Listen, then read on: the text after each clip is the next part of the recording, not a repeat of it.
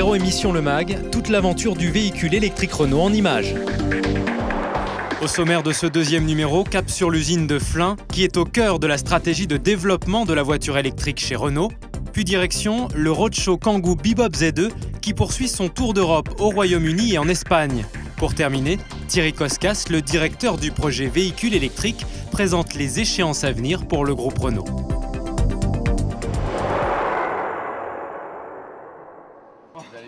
L'Alliance Renault-Nissan, le Commissariat à l'énergie atomique et le Fonds stratégique d'investissement ont conclu début novembre un accord pour la création d'une usine de batteries à Flins, située en région parisienne.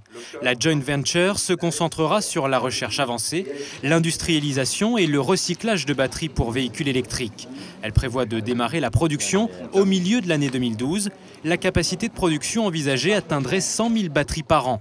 C'est aussi à Flins que sera produite la voiture électrique issue de Zoé Z2 Concept qui sera commercialisée à partir de 2012. De juin à décembre 2009, Renault organise un roadshow européen en 7 étapes permettant à des journalistes, des autorités politiques ainsi qu'à des responsables de flotte automobile de prendre le volant du prototype 100% électrique Kangoo Bebop Z2. Après un passage en France, en Belgique et en Allemagne, le roadshow européen a fait escale au Royaume-Uni et en Espagne en octobre. Réaction à chaud des participants. Better for people, better for the driving experience and better for the planet. So big congratulations. Absolutamente silencioso, muy intuitivo, muy fácil de conducir. Après ces étapes, le prototype poursuit son tour d'Europe en Italie et au Portugal pour terminer à Copenhague début décembre où se déroulera le sommet sur le climat COP15.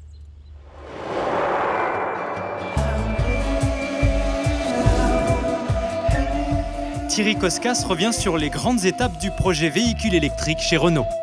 Le salon de Francfort, pour nous, c'était vraiment le démarrage pour le public de notre stratégie de véhicule électrique, puisque nous y avons présenté 4 concepts qui préfigurent la gamme que nous mettrons sur le marché. Premier semestre 2011, une berline familiale, Fluence, et un véhicule pour les usages professionnels, Kangoo, zéro émission.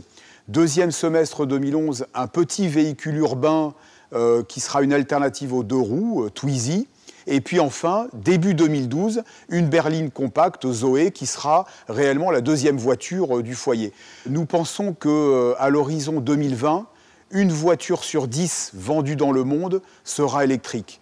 Pourquoi? C'est très simple. Si l'on prend par exemple les voitures compactes, la moitié de ces véhicules sont uniquement utilisés sur des déplacements locaux. Et lorsque l'on dira aux clients, vous avez la possibilité d'utiliser pour vos déplacements de tous les jours un véhicule qui en plus est plus économique qu'un véhicule thermique et est un véhicule qui est bon pour la planète, on pense que le mouvement se fera. Alors les grandes étapes qui viennent, 2009, d'ici la fin de l'année, l'ouverture du premier centre d'accueil des clients en Israël avec notre partenaire Better Place. Ensuite, en 2010, évidemment, la révélation des véhicules dans leur forme définitive.